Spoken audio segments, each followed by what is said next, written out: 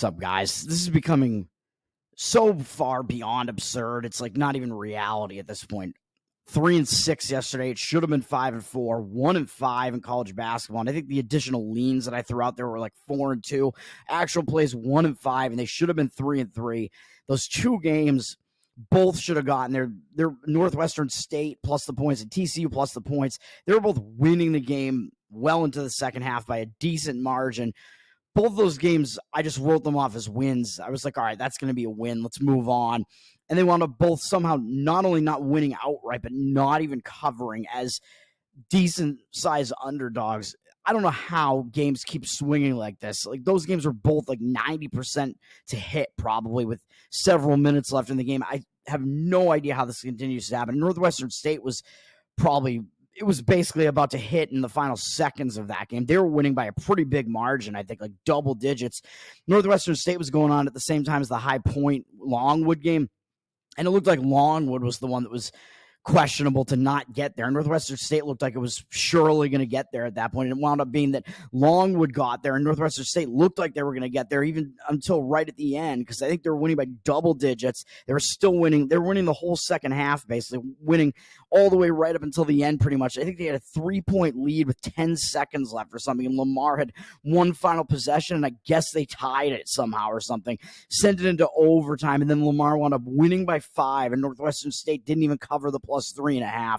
That's absolutely ridiculous. You have the 3.5 underdog going into overtime and winning the game for like the whole second half. Obviously, you have the right side of that one. TCU also had a big lead. I think they're, well, not big, but I think they're up like 8 with 10 minutes left to go or something. They were up 8 at some point in the second half, something like that. As a 7-point underdog, I mean, that's pretty much looking like it's going to cover there. And it was a fairly low-scoring game, lower scoring than BYU's home games tend to be. And I just stopped even looking at it. And TCU was still up 2, I think, with 7 or 8 minutes left in the game. I'm like, all right, this is going to be a win. Stop looking at it. Come back and I look at the final score. BYU wins by 12. I just don't even understand it, man. It's just so ridiculous that so many of these games keep turning. And that was the difference between a win and a loss yesterday, because I'm pretty sure a 5-4 would have been a very small win yesterday because enough money line underdogs hit to counter Minnesota, the Minnesota Wild not winning. And instead, it's a 3-6 day and a pretty significant loss. And this shit just continues. I don't know what to say. I haven't seen anything like this in quite a while, where you think you're handicapping the games right. And yeah, I had a few games wrong yesterday for sure, but those 2 games that I just mentioned were absolutely correct, and they both lost. It's just unbelievable. And then the other games, I don't know, man. Maybe we have to stop playing the unranked home favorites against the ranked road underdogs at this point, because those have just really, really hit a roadblock here. Those games yesterday, I was shocked that none of those games got there, and they all kind of were just dead plays. The Wisconsin one, I guess, was the closest, I think, or no, I guess maybe Tennessee was. I don't know. I don't remember which was which, but South Florida, I don't know if the power ratings have to adjust on them or what, but they're like a team that you cannot bet against right now. I just don't know what's going on. Sometimes that happens where you keep going against this team because you have them rated way low and it seems like they're way overrated. I still think they're definitely overrated, but it's just, I don't think you can go against them right now. They're just covering and winning even at spots where they should not be doing so. We'll move on to today. We'll start playing some of these games today. College basketball. Some interesting games today. I mean, I can comment on them a little bit, I guess. Seton Hall is at UConn. This is interesting because I would not want to fade UConn, even though they do have Marquette up next, which is a big game. It's probably a bigger game for Marquette because UConn already destroyed Marquette. This is UConn's final home game, and Seton Hall was one of the only 2 teams in the conference who beat UConn this year, and one of the only 3 wins against UConn all season, one of their only losses all season. So I think UConn's going to show up focused because Seton Hall is one of the very few teams that actually was able to beat them this year. So I expect UConn to show up focused. I don't want to lay a ton of points with UConn. They're laying 15, but I would not want to go against UConn in the spot, given that that's what the situation is there. I don't like the spot for Indiana. They just grabbed a win over Wisconsin, a pretty big win. Now they're having to go on the road out to Maryland to face a team they already beat at home by double digits. And they have Minnesota up next. I don't know if that's a big game, but they do have Michigan State to finish the season at home after that. So I don't like the spot for Indiana either. And Maryland's laying 8.5 points, and Maryland's coming off a loss to Northwestern, I believe, which is kind of a tough game, I guess. So I don't know if I can quite get there with this one. I do lean to the Maryland side in this one, and the line just looks really suspicious in this one. Maryland laying so many points, but they actually have a worse record than Indiana. I think the recreational bettors are going to think there's value in Indiana here. Looking at these records, even though they know Indiana's down this year, I think they don't realize Indiana's as bad as they actually are. They're going to see, well, Indiana has a better record than Maryland does, and they're still Indiana. They're a college basketball like heavyweight, basically, given their name. I think people are still going to think that and maybe come in on the Indiana side in that one. I would not agree with that. I think that the line is what it is for a reason, and Maryland is actually the better team. Ken Pom has Maryland significantly higher. He has Maryland as the 50th best team. He actually has them as the 5th best defense in the entire country. And they are the 359th in luck. So they're the least lucky team in college basketball, or the 4th least lucky team in college basketball. And he's got Indiana at 18th in luck. So one of the luckiest teams in college basketball. I think I'm talking myself into a play on Maryland here, to be honest. He's got Indiana down at the 99th best team. Really nothing that great about Indiana, although he does have them as having a very strong strength of schedule at 18th, but I'm assuming he has Maryland's is very strong as well, right? He must. Well, he has 40th toughest schedule. This one's tough, man. But Indiana's coming off a big win, and Maryland's coming off a fairly big loss, and the line looks sus. Should we take Maryland here? Should we lay the points with Maryland? Yeah, fuck it. I guess we'll do it. Maryland minus 8.5, I guess.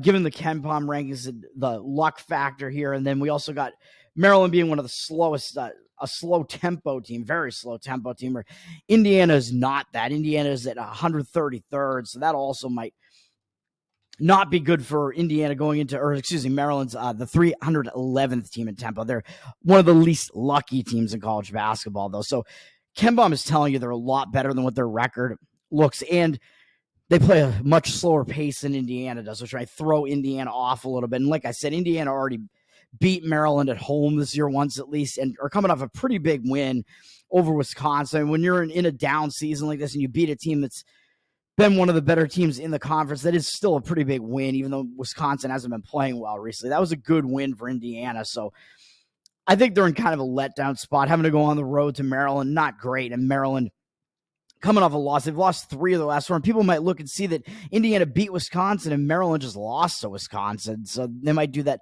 syllogism thing there too. And Maryland just lost at home to Northwestern as a 5.5-point favorite, and we're pretty much losing the whole game. That's not great. And if you look at Maryland's shooting in that game, they only shot 9% from 3-point range and 38.9% from the field. That's very, very low. That's not going to happen again, I don't think. Even though Maryland does play a pretty slow game, they take a decent amount of threes, and they shot 2 for 22 from 3-point range. That's just ridiculous. That is not going to happen again. I don't think they're going to have that poor shooting performance again, even though they are a much better defensive team than offensive team. And I expect their slow pace and kind of grinding defense to frustrate an Indiana team that's not very good. We'll go with Maryland in that one. And then the other play that I'm on that I think is a little bit stronger is going to be to take the points with Iona. We're actually going to the MAAC in this one, which is a league or a conference that I've avoided to a large degree. But we'll go to the MAAC and we'll play Iona plus the points. I think this is a spot where there are a lot of angles coming into play here that I like. I think it's a sandwich spot for Marist. Marist, kind of in unfamiliar territory because they've been like one of the bottom dwellers of this conference for as long as I can remember, really. Just have not had a good team. And this year they're near the top of the conference. The conference is open enough that they could actually wind up winning the conference tournament because none of these teams are really that good. They're coming off a win over Fairfield, which is a pretty big win. Fairfield was atop the conference at that point, and Marist was, I believe, a game behind them or something, or I don't know what it was, but they're only a half game behind them. So I guess they're 1.5 games behind them. That was a big win. Marist knocked Fairfield back down out of the top spot. Fairfield was in the top spot in the conference very briefly, and Quinnipiac is now taken over and gotten back into the number one spot again. These Connecticut schools here. Marist is in New York, I believe, the state of New York. Fairfield and Quinnipiac, both in Connecticut and not too far from each other. Marist coming off that game, and now they're playing Iona, who they already beat this year. And Iona has been the team that's won this conference more than any of these other teams. Like, they've been atop the conference, but they had Rick Pitino there. And now Rick Pitino's gone, and Iona's taken a step back from when they had Pitino there. So they're definitely having a down year, even though I think their record is a little bit worse than they actually are, really. I think Iona, which is part of this, what factors into this play here, that Iona's still one of the better teams in this conference, actually, even though they've fallen into the bottom half of this conference. I think they played a little bit of a tougher schedule, maybe. I don't even know. Actually, their out-of-conference schedule wasn't that difficult. Or no, I'm looking at Marist. Never mind. I think Iona, maybe they played a little bit of a tougher out-of-conference schedule, probably because they were the team that won this conference last year and were in the tournament last year, and they've won this conference repeatedly recently. Iona has been one of the better teams in this conference. They still are. Like, I had them as still the best team in the conference up until recently. And I think they're still, power ratings wise, I think they're still like a top 3 team in this conference. It's just them, Quinnipiac, and Fairfield, I think, are the top 3. Notice how I did not say that Marist is one of those, and that's who I'm going against here. So Marist is now playing Iona, and you might say, well, that's a big game because of what you just said. Iona's still one of the better teams in this conference. Yeah, but Marist already beat them in Iona early this season. So this now sets up a road reversal revenge type of angle, a second meeting road revenge angle, which is one of the stronger revenge angles in college basketball because Iona knows this Marist team beat them on their own floor. So that might give them a little bit of extra motivation. It might take a little bit of motivation away from Marist because that win over Fairfield was big, and now they're staying at home and they're playing against Iona, who they already beat on the road at Iona. So they already kind of got that monkey off their back a little bit, beating the team that won the conference last year. They already did that earlier this year on the road, too. Been there, done that. So they might think, well, if we beat them on the road, we'll definitely beat them at home. And we just beat Fairfield. So I think we might see Marist not have a totally focused performance here. And who do they have up next? Well, they have Quinnipiac, who Marist win over Fairfield, put Quinnipiac back in the driver's seat in the conference. And Quinnipiac is a team that went into Marist and beat Marist early this year when Marist wasn't doing well to start conference play. Well, actually, they were 2-0 before that, but once official conference play started, once the full conference play started, they started out 0-2 there to drop to 2-2 in the conference. So Quinnipiac is a bigger game for Marist because they already beat Iona on the road and they lost at home to Quinnipiac. So that's going to be a bigger game. So this is a sandwich spot. And then you got Iona, who's really fallen off, and they're coming off I would say it's an embarrassing loss, even though it was to Quinnipiac because it's off the conference. That was a bad loss still. They lost in pretty ugly fashion by 18 points. When you lose by 18 to somebody, and it was at home too, when you lose at home like that to somebody like that, and Iona was a favorite, and they were just getting drilled the entire game. That's an embarrassing performance. I think they're going to step it up and turn it around. Quinnipiac shot 50% from the field to Iona's 36.5. I don't think that's going to happen again. Although Quinnipiac also kind of dominated them on the boards. Quinnipiac also had way more turnovers and still lost, but that game was not as much of a blowout as the stats would really indicate. Iona actually had way more free throw attempts, but they did miss a bunch of them, which maybe is a little bit of an outlier as well. 56% from the free throw line, 55.6. Maybe that's a little bit of an outlier as well, but the field goal percentage, I think, was a little bit low based on what their average is as well. So Quinnipiac's was definitely quite high. So I expect a bit of regression to take place here with Iona. I think playing a better game here, and I think they're going to be motivated because they already lost on their home floor against this team, and they've lost 4 games in a row, which is just pretty ugly. So I think they're going to want to do something here. Going back out on the road, I think might help. You get to not hear about what's going on at home anymore. Just go back out on the road. It's not that far a trip. I believe both of these teams are in New York, the state of New York somewhere. So get to put that bad energy of being at home aside a little bit, take a short trip on the road, focus on basketball. Iona plus 3.5. And looking at pregame, I don't like what the market is doing on these games, or on the Maryland game. I don't really like it, actually, because Maryland, it looks like, even though they're actually up to 9 now, so that is kind of helpful, but it looks like Indiana, even though they are public and have 56% of the tickets, they have 64% of the cash right now. I don't know if I agree with that. I saw the cash discrepancy on Maryland a little while ago, so I don't know about that. And then Marist, that has a lot of indicators on the Iona side there. Marist dropping from 4 to 3.5. They get 76% of the tickets, only 65% of the cash. So reverse line movement towards the Iona side, and the cash discrepancy going against Marist as well, and Marist being the public team, because people, if the recreational bettors are getting involved in that game, they're going to play the Marist team because, Marist already won at Iona, and they're the team with the better record. They're the better team, right? No, KenPom actually has Iona one ranking spot ahead of Marist here. He still has Iona ahead of Marist, even though they're both bad teams. I think they're at 200 and 201st in the country or something like that. 200th and 201st in the country, but he has Iona one ranking spot better. So the 3.5, basically you're just giving Marist home court. I mean, that line's about right. Given the situation, I'm going to say it's like slightly high. And then what else we got here?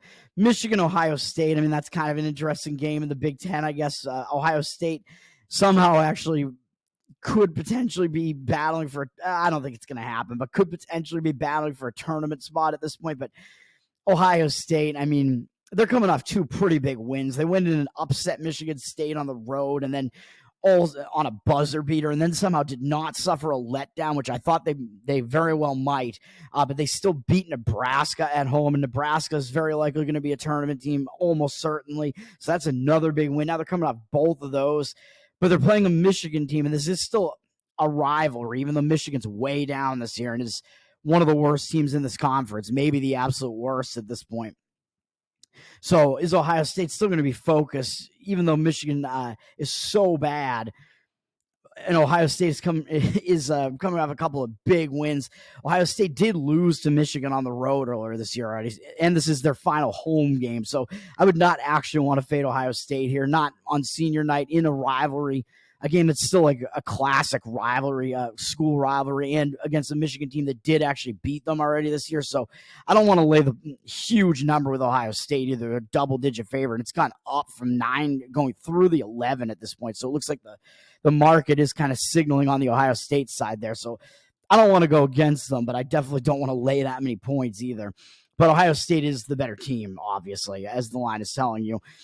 A bunch of other interesting games here. Drake, you could say maybe they're fighting to somehow capture the top spot back in the MVC, because I think they have the tiebreakers over Indiana State. I'm not sure about that. Yeah, actually, I'm not sure, because Indiana State's actually ahead of them in overall record by one game now. They're tied in head-to-head. I think they're 1-1 head-to-head, and Indiana State's ahead of them by one game in the conference. So Drake, I don't know if they're considered to be done or not, but they're 2 games ahead of the team they're playing today, Bradley. So Drake is almost certainly kind of locked into the 2 seed now, especially because Indiana State's playing like a cupcake today. Who are they playing? They're playing, Evansville, maybe not quite a cupcake, but Murray State, never mind. They're not really playing a cupcake, but Indiana State's still a huge favorite. They just beat Evansville, and UIC before that. Those are the 2 teams I was thinking of.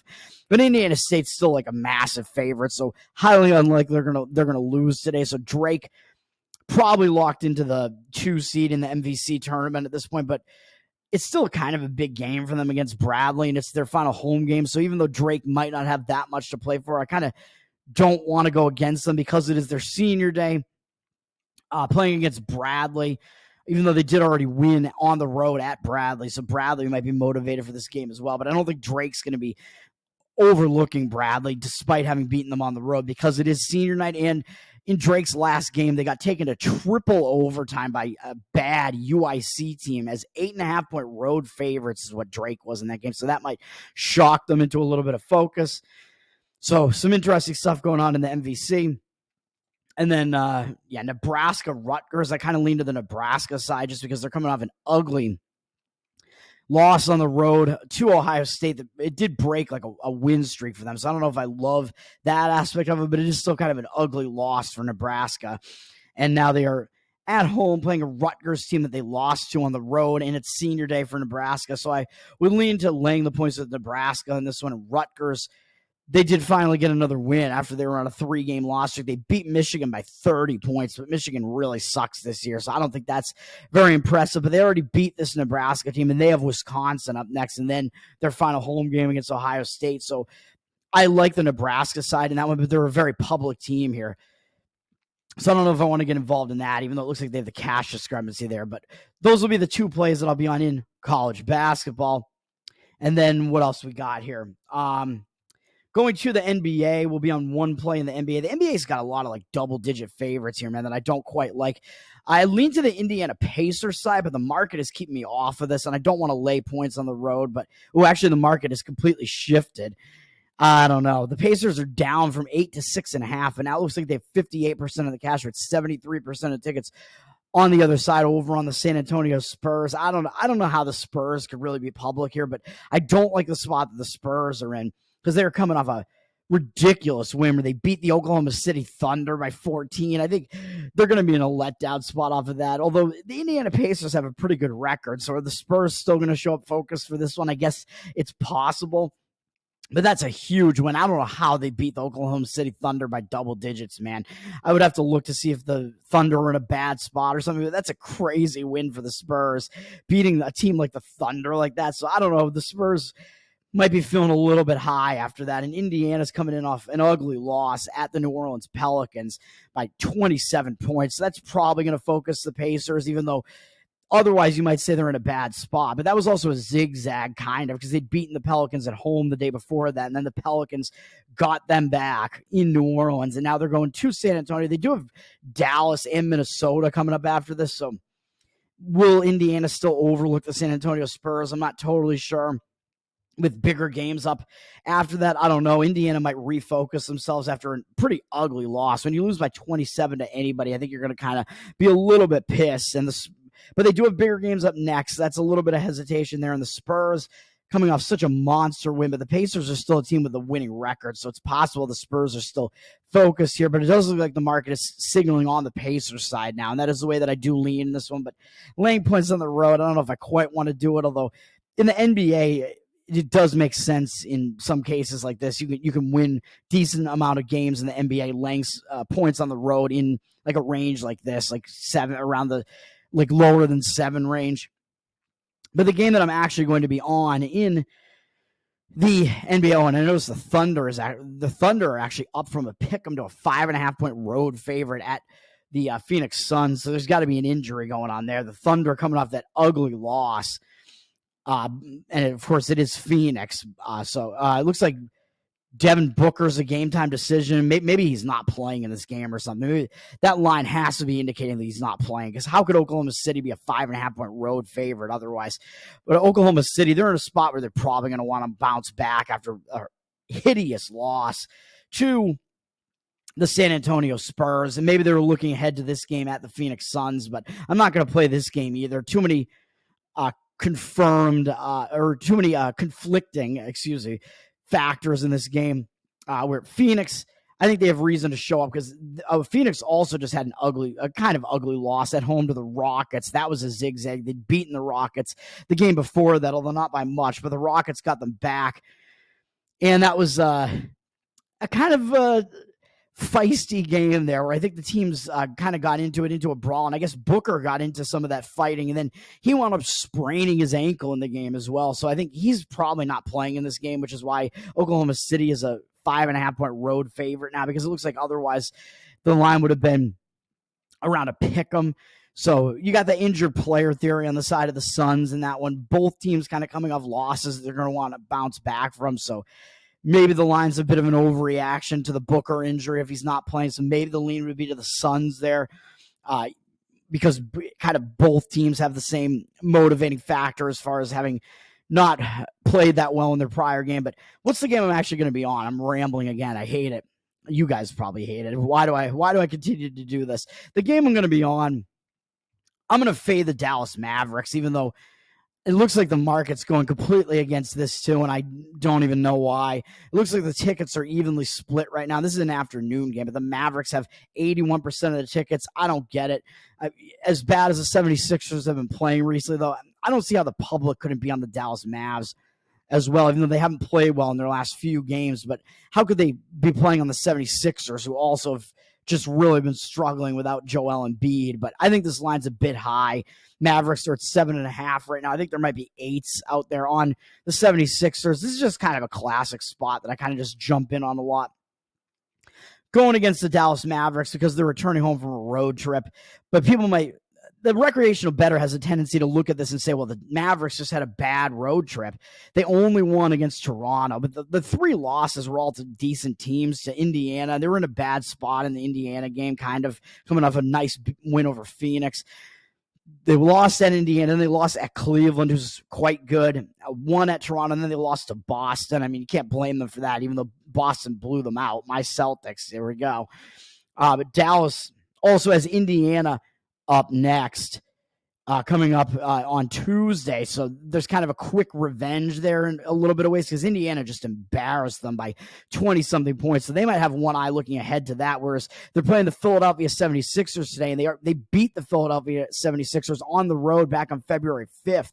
So Dallas had been a hot team until that road trip. So I think the recreational bettors are going to, look at this and think, well, Dallas is returning home. They're going to bounce back. They're playing Philadelphia, who they already beat on the road back on February 5th. Philadelphia doesn't have Joel Embiid. I think the public has got to be on Dallas in this one. I would think. I don't know what this pregame board is showing here, because I just don't buy what I'm seeing with those percentages there. I don't buy it. So Dallas have been so hot going into that road trip. I think the recreational bettors are going to think, well, they're going to bounce back now that they're back home. They lost to Boston. People aren't going to dock them for losing to Boston, or probably not to Cleveland either in a really close game. That was a game that was that crazy buzzer beater. Dallas had that game won, and Cleveland had that Strus ridiculous buzzer beater at the end of it, and then somehow Dallas was able to win in a bad sandwich spot at Toronto. But now, like I said, Dallas is coming back home with only one day off, so returning home from a 4-game road trip. Not a great spot when you return back home. As I always say, it tends to be a distracted spot, especially with only one day off. You have home life to return to. You got to get some of that stuff done. So I think it's going to be a distracted spot for Dallas. They're laying a lot of points here. You don't want to be laying this many points with a team that might be not totally focused team. They got Philadelphia, who last time they played them, like I said, they already beat them on the road on February 5th. They know that Philadelphia has been struggling without Joel Embiid, so they might take them lightly for all those reasons. And they have Indiana up next, which is a bigger game than this one at this point. Like I said, even though this game is an ABC game, it's a bit, and they're hosting it. I think it's a bigger game against Indiana coming up next, because they just lost to Indiana in embarrassing fashion on the 25th on the road by 22 points. I think they're going to want to play against Indiana there. I think they're going to be looking for some revenge against Indiana, where meanwhile just kind of have Philadelphia sneaking in there, playing pretty poor basketball without Joel Embiid. I like the spot that they're in better. They also just lost pretty badly at Boston. Then they had a bunch of days, they had 2 days off after that, and then they beat Charlotte. So you might say, well, who cares about beating Charlotte? Yeah, that's true, but I think beating Charlotte is going to start some new momentum for the Philadelphia 76ers here. I like when a team is on a losing streak and they break the losing streak by beating a bad team, because they're not going to get overconfident by beating a bad team, but it's going to give them just enough confidence to put that losing energy aside and be able to carry that momentum into the next game. So I think that's what they're going to do here. Now they get to carry that momentum out on the road with them to start a 2-game road trip, going up against Dallas, who they know just beat them at home back on the 5th. So I think they're going to show up focused. It is an ABC game. I think they're going to want to show something in this game. They don't have bigger games coming up next against Brooklyn and Memphis, even though Brooklyn's in their division. I think they'll show up focused here. I mean, they're playing Dallas. Dallas is a pretty good team. They're playing Luka. Philadelphia 76ers +8 or whatever will be the play, despite what I'm seeing in the market now at this point. I was seeing Dallas being heavily public before, so these market percentages are just looking crazy to me. I don't fully understand it. I don't buy it, although it scares me a little bit. But we'll do that one, and then NHL will have one play on a little bit of a shorter NHL card with 6 games on the board, I think, in the NHL today. This one, I like this one as well. This is going to be going against the Los Angeles Kings. They're down from -125 to -124 on the money line. 63% of the tickets and 66% of the cash right now. So they're public with a little bit of the cash discrepancy. I don't know if that might turn around a little bit, but I'm just going to kind of ignore those percentages a little bit in hockey because there isn't that much of a discrepancy there. But look at the spot the Kings are in, dude. They're coming off a 5-1 win over Vancouver. Monster win. Vancouver leading their division. Not only are they off a 5-1 win, just a massive win over one of the best teams in hockey. They're coming home from a road trip now. That was a short road trip, a 3-game road trip, so not the longest road trip. And it was in the Pacific Northwest, basically, or in the Western Canada, basically. But it's still returning home from a road trip, although they do have multiple days off at this point. They have 2 days off. But even so, 2 days off, I mean, it's not a huge amount of days off. Now they play New Jersey, who they just beat on the road at New Jersey back on February 15th during a nice road trip that LA had where they were able to beat Boston on that road trip as well, unfortunately, overtime.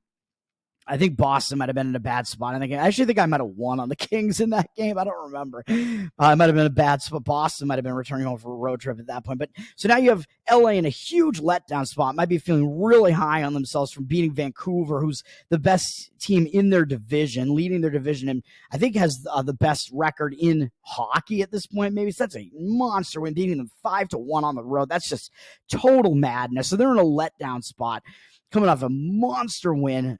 They're returning home from a road trip. They're playing a team that they just beat on the road a couple weeks ago in the last matchup between the two. And who do they have up next? Oh, they have Vancouver again up on Tuesday in 2 days. So even though this is going to be a TNT game, look at this, man. This is a Vancouver Canucks sandwich here. I don't know what the Canadians even eat for sandwiches up there. Is it some sort of, I don't know, Tim Hortons donut sandwich up there? What the hell do they even eat in Canada? What do they eat in Vancouver? I don't know, but that's the sandwich that the LA Kings are in right now. They're in a Vancouver sandwich. They're in a massive letdown spot, coming off a monster win over them, just a blowout win in Vancouver, returning home from a road trip, facing a team they already just beat on the road the last time they played them, and with Vancouver up again next in 2 days.